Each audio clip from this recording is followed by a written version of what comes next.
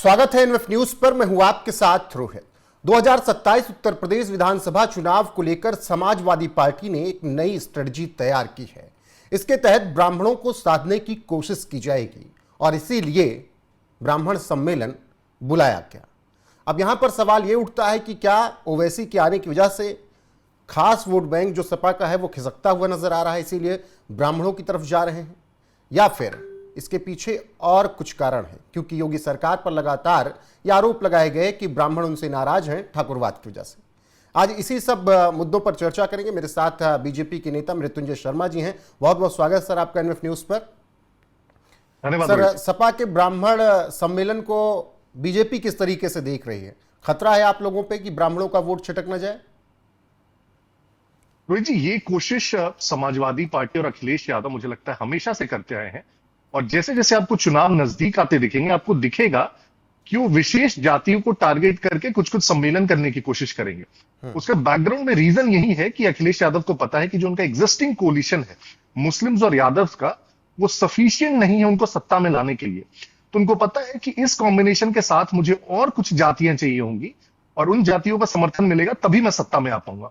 तो बीच बीच में देखेंगे आप वो एक्सपेरिमेंट करते रहते हैं। कभी वो कुछ ओबीसी कास्ट के साथ जाने की कोशिश करते हैं, कभी वो ब्राह्मणों के साथ जाने की कोशिश करते हैं, कभी दलितों को साधने की कोशिश करते हैं, और बार बार लेकिन स्ट्रैटेजी चेंज होती रहती है। और उसका रीजन यही है रोहित जी कि वो जब भी देखते हैं कि मैंने बहुत कोशिश की लेकिन फिर भी ये जाति मेरे साथ नहीं आ रही है, तो फिर उसको वो छोड़ देते हैं, फिर किसी दूसरे वोट ब्लॉक पे चले जाते हैं। ब्राह्मणों की जहां तक बहुत स्पेसिफिक आप बात करेंगे रोहित जी, देखिए एक नेचुरल, किसी भी पार्टी का ना एक नेचुरल कैडर होता है, एक नेचुरल वोट बैंक होता है। और अगर आप ब्राह्मण और समाजवादी पार्टी देखेंगे तो किसी भी हाल में वो नेचुरल वोट बैंक नहीं है समाजवादी पार्टी का। इतिहास में लेकर आज तक, चाहे वो हिंदू विरोध का हो, चाहे बाबरी मस्जिद के समय का हो, उसके बाद मुलायम जी की सरकार का हो, अखिलेश की 2012 की सरकार का हो, ब्राह्मणों को उन्होंने हमेशा टारगेट किया है। उनके प्रवक्ता ने ब्राह्मणों के लिए कैसे शब्दों का इस्तेमाल किया है, राजकुमार भाटी ने, हम सबने देखा है। और उस पे उनका निलंबन तो छोड़ दीजिए, एक क्रिटिसिज्म भी आता, ये भी आता अखिलेश का, नहीं है हमारा बयान नहीं, हम इस प्रकार की सोच नहीं रखते, वो तक नहीं आया। अखिलेश खुद ही आप देखेंगे रोहित जी, इनफैक्ट आप एक पत्रकार हैं, किस प्रकार से पत्रकार जब भी सवाल पूछते हैं अखिलेश यादव तो सबसे पहले उनका पूरा नाम पूछते हैं, उनका टाइटल पूछने की कोशिश करते हैं, और उसके बाद करते हैं अच्छा मिश्रा जी, अच्छा पांडे जी। तो इस प्रकार के व्यक्ति और इस प्रकार की पार्टी अगर ब्राह्मणों को साधने की कोशिश करने लगे तो मुझे लगता है वो कभी सफल नहीं होने वाली। मृत्युंजय जी, क्या ब्राह्मणों को साधने की जो कोशिश सपा की तरफ से की जा रही है उसके पीछे का कारण यही है क्योंकि ओवैसी भी पहुंच चुके हैं बहराइच से, उन्होंने ऐलान कर दिया है कि अब की यहाँ पर बड़ा खेल होगा, और फिर शौकत अली को उन्होंने अपना कैंडिडेट भी घोषित कर दिया है। अब मुस्लिम एआईएमआईएम को देखेगा तो उधर ही जाएगा। अखिलेश ने वो हर प्रयास किया, जब डिंपल यादव के लिए ऐसे अपशब्दों का प्रयोग किया गया तो वो खामोश रहे क्योंकि मुस्लिम वोट बैंक उन्हें साधना था। इसके अलावा अपने सांसदों को उन्होंने ये ड्यूटी दी कि ओवैसी के आने से पहले आप लोग मोर्चा संभालिए, ओवैसी को अपने क्षेत्रों में घुसने मत दीजिएगा, मुस्लिम वोट कटे ना। फिर भी लग रहा है कि मुसलमान अखिलेश से दूर जा रहा है क्योंकि मौलवी मौलाना भी कह रहे हैं कि अखिलेश पर भरोसा नहीं कर सकते। तो क्या सबसे बड़ी वजह यही है कि मुस्लिमों का वोट बैंक छिटकता जा रहा है समाजवादी पार्टी से? रोहित जी, वो डर बिल्कुल है, और वही मैं कह रहा हूं कि एक तो अगर मुस्लिम्स और यादव्स एकदम इन ब्लॉक भी वोट करते हैं समाजवादी पार्टी को, जैसा पिछले 2 इलेक्शंस में करीब करीब हुआ है, तब भी समाजवादी पार्टी सरकार में नहीं आ पाती है। तो अगर उसमें से थोड़ा बहुत भी वोट ब्लॉक छिटकेगा, और उनको थोड़ा बिहार का एग्जाम्पल दिख रहा है, उनको दिख रहा है कि पहले मुस्लिम वहां पे आरजेडी को बहुत एकदम लॉयल्टी के साथ वोट किया करते थे, लेकिन ओवैसी के आने के बाद सीमांचल में जो समीकरण बनता दिखा, दूसरे थोड़े क्षेत्रों में समीकरण बनता दिखा, तो उसका डर इनके साथ बिल्कुल है। और दूसरा, वो ये भी देखते हैं कि जब इनके समर्थन के लिए अगर ओवैसी को उनको काउंटर करना है तो और ज्यादा उनको एक्सट्रीमिस्ट व्यूज लेने पड़ेंगे, उनको मुसलमानों के लिए और खुल के और तुष्टीकरण करनी होगी, और उससे हिंदू वर्ग दूसरे नाराज होंगे। तो समाजवादी पार्टी और अखिलेश के लिए लगता है मुझे बहुत कैच-22 सिचुएशन है कि क्या मुस्लिमों को साधने में वो पूरे एक्सट्रीम लेफ्ट तक जाएंगे, अगर थोड़ा सा उसमें नरम पड़ेंगे तो एआईएमआईएम वहां पे स्पेस ले लेगी। दूसरा, उनको ये भी दिख रहा है कि एक वर्ग जो दलितों का थोड़ा बहुत वोट आने के चांसेस होते थे, एक तो बसपा वहां पहले से ऑलरेडी है, वेस्ट में आप देखेंगे और भी दूसरी पार्टियां, चंद्रशेखर वगैरह की भी पार्टियां है, तो वहां भी आपको बहुत ज्यादा समाजवादी पार्टी के लिए स्कोप नहीं दिख रहा है।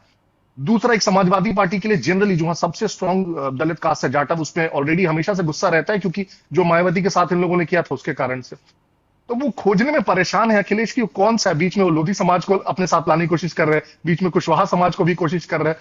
तो एक्सपेरिमेंट करते जा रहे हो कि कोई एक दो समाज कम से कम मेरे साथ आ जाए कि मेरा वोट बैंक कंप्लीट हो और मैं सीएम बन पाऊं। लेकिन मुझे वो होता हुआ नहीं दिख रहा। ओवैसी के फैक्टर्स ज्यादा अखिलेश यादव इसका कारण नजर आ रहे हैं, क्योंकि हम जब मुलायम सिंह यादव का कार्यकाल देखेंगे तो वहां पर बड़े चेहरे थे मुस्लिमों के। आज अखिलेश यादव के पास वो चेहरे नहीं हैं। आजम खान नेपथ्य में है, एसटी हसन की नाराजगी है, और फिर एक चेहरा वो इकरा हसन। इकरा हसन कितना ग्राउंड पर मुसलमानों का वोट दिला पाएंगे, वो बड़ा सवाल है। तो क्या बिना चेहरे के अखिलेश यादव मुस्लिमों का वोट साध पाएंगे? ये भी एक बहुत स्ट्रांग नैरेटिव है रोहित जी। उत्तर प्रदेश में ये कहा जाता है कि आजम खान का जितना साथ देना चाहिए था उतना साथ नहीं दिया है अखिलेश यादव ने। दूसरा ये भी कहा जाता है कि जब मुख्तार अंसारी अतीक अहमद पे जब एक प्रकार से एक्शन शुरू हुए तब इन्होंने अपना हाथ छटक लिया। और आपको याद होगा सबसे पहले जो झगड़ा हुआ था बाप बेटे में, मुलायम सिंह यादव अखिलेश यादव में, वो इसी विषय पे हुआ था कि मुख्तार अंसारी अतीक अहमद जैसे लोगों को पार्टी से हटाया जाए। तो एक मुस्लिमों में ही बहुत बड़ा ये मैसेजिंग गया है, सिग्नल गया है कि हम लोगों ने वर्षों से वोट दिया है समाजवादी पार्टी के, लेकिन जब हमारे नेताओं के साथ खड़ा होने की बात आई थी अखिलेश यादव की तो उन्होंने हाथ खींच लिया था। तो भी बहुत स्ट्रांग नैरेटिव। लेकिन सर, एक तो लूप होल बीजेपी में भी नजर आ रहा है। नैरेटिव वो कैश करा सकती है सपा, ठीक वैसे ही जैसे 400 सीट आई तो संविधान बदल देंगे नरेंद्र मोदी और गृहमंत्री अमित शाह मिलकर। ये नैरेटिव चला 24 में और उसका फायदा उन्हें मिला। आपको थोड़ा घाटा भी हुआ, 240 पर आप लोग अटके, एनडीए की सरकार बनी। लेकिन क्या अगर ये बात नीचे स्तर तक पहुंची कि ठाकुरवाद है सरकार में, ब्राह्मण नहीं है, ब्राह्मणों की नहीं सुनी जाती, तब क्या इसे अखिलेश कैश नहीं करा पाएंगे? रोहित जी, दो चीजें हैं। एक तो देखिए, कभी भी जब कोई सरकार होती है और खासकर उत्तर प्रदेश बिहार जैसे क्षेत्रों में आप देखेंगे जहां जातीयता एक बहुत स्ट्रांग फैक्टर है, आप रिप्रेजेंटेशन की बात करते हैं, हर चीज में एक तरह से जातियां निकल के आती है, एनकाउंटर तक में निकल के आ जाती है। तो वहां जब भी किसी की सरकार होगी और सैकड़ों जाति है तो उसमें बीच बीच में आप देखें कुछ जाति अपनी बात रखती हैं, कुछ जाति अपने लिए कुछ अलग पॉलिसीज चाहती हैं।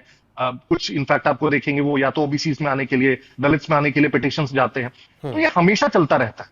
और अगर मैं मान लूं एक मिनट के लिए ये भी कि हो सकता है कुछ जातियां नाराज चल रही हो, फिर भी रोहित जी मैं वही पहले आर्गुमेंट पे आऊंगा कि थोड़ा नाराज चलने का रीजन भी यही होता है कि मुझे उस पार्टी से इतनी एक्सपेक्टेशन है, क्योंकि मैं हमेशा मानता हूं कि ये पार्टी हमारी है।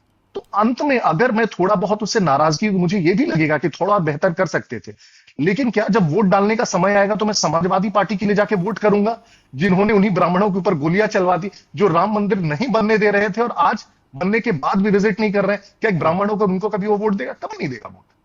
तो नेचुरली कभी जाके समाजवादी पार्टी के सिंबल के ऊपर वो उंगली नहीं जाएगी किसी ब्राह्मण की। तो वो बहुत क्लियर है। मैं इससे इनकार नहीं करता कि हो सकता है कुछ कुछ समाजों में, जातियों बीच बीच में थोड़ी बहुत डिस्कंटेंट आते हैं, लेकिन फिर भी एक ये भी आप चीज देखिए बहुत इंपॉर्टेंटली, भाजपा हमेशा एक कोशिश क्या करती है बहुत ब्रॉडली कि जितने भी समाज के वर्ग हो उनको ज्यादा से ज्यादा रिप्रेजेंट करने की कोशिश करे किसी न किसी फॉर्म में। अगर एक अब कॉम्बिनेशंस देखिए ना, अगर सीएम ठाकुर समाज से आते हैं तो डिप्टी सीएम ब्राह्मण समाज से भी है, एक डिप्टी सीएम कुशवाहा समाज से भी है। यही चीज आपको अक्रॉस बोर्ड्स में, निगमों में, विधायकों में, टिकटों में, हर चीज में आपको दिखने को मिलेगी। तो इसलिए मुझे लगता है कि बहुत लॉन्ग टर्म कोई समाज नाराज नहीं रहता भाजपा से। वही बात तो कह रहे हैं कि बीजेपी के जो सहयोगी हैं, एनडीए के दल हैं, जो चाहे वो राजभर हों या फिर बीजेपी के पूर्व डिप्टी सीएम दिनेश शर्मा हो या और सहयोगी हों, वो कह रहे हैं कि ब्राह्मणों को चाहिए तो वहां पर सम्मान चाहिए और वो सम्मान सपा दे नहीं पाई। राजभर का कहना है कि ये आप ब्राह्मण और दलित, राजभर, निषाद खेलने के चक्कर में मत पड़िए, अपनी पार्टी बचाइए, क्योंकि आपका बिहार टीएमसी होने वाला है, उसी तरीके से टूट आप में भी होगी। बिल्कुल रही जी, बहुत सारे ऐसे सांसद हैं जो समाजवादी पार्टी से नाराज चल रहे हैं। देखिए, कोई भी जितने कम से कम समाजवादी पार्टी के मुझे लगता है हिंदू सांसद है, उनको भी इस बात से बुरा लगता है, भले वो खुल के बोल ना पाए। अगर राजकुमार भाटी ब्राह्मणों को गाली देते हैं तो मुझे नहीं लगता है कि समाजवादी पार्टी के ज्यादातर सांसद, 90% सांसद उससे वाकिफ रखते होंगे। तो उनको भी अंदर से कुंठा होती होगी कि इस प्रकार के बयानों का हम खंडन तक नहीं कर रहे हैं। जब उनके नेता राम मंदिर नहीं जाते हैं, मुझे पक्का विश्वास है समाजवादी पार्टी के ज्यादातर सांसद अकेले में राम मंदिर गए होंगे अपने अपने परिवारों के साथ। तो उन्हें भी अंदर से कुंठा होती है कि किस पार्टी में हूं जहां मैं खुद को गर्व से हिंदू नहीं कह सकता हूं, मैं अपने आराध्य राम मंदिर, राम भगवान के मंदिर नहीं जा सकता हूं। पॉलिसीज इनकी देखिए, हर चीज में रिपोर्टर से लेके, अफसर से लेके, नेताओं से लेके, दिन भर सबसे जातियां ही पूछते रहते हैं। तो उनको भी अंदर से घुटन होती है कि कम से कम मेरी पार्टी जो बात करे थोड़ी लॉजिकल हो ना, विकास की बात करो कि उत्तर प्रदेश को कैसे आगे ले जाए। योगी आदित्यनाथ ठीक है, हिंदुत्व के बहुत बड़े चेहरे हैं, लेकिन 90% जो उनकी बात निकल के आती है लॉ एंड ऑर्डर की आती है, डेवलपमेंट की आती है, एक्सप्रेसवे की आती है, इंडस्ट्रीज की आती है। तो आप भी उस पर बात करो इनफैक्ट। बिल्कुल। अब की उत्तर प्रदेश का चुनाव इसी पर है। हिंदुत्व के साथ साथ डेवलपमेंट, लॉ एंड ऑर्डर, और दूसरी तरफ जातियों की बात करने वाले, इसी के बीच अब की 27 का चुनाव दिख रहा है। फिलहाल आपका बहुत शुक्रिया मृत्युंजय जी हमारे साथ जुड़ने के लिए। बाकी उत्तर प्रदेश किसे चुनना चाहता है 27 में, कमेंट बॉक्स आपके लिए खुला है।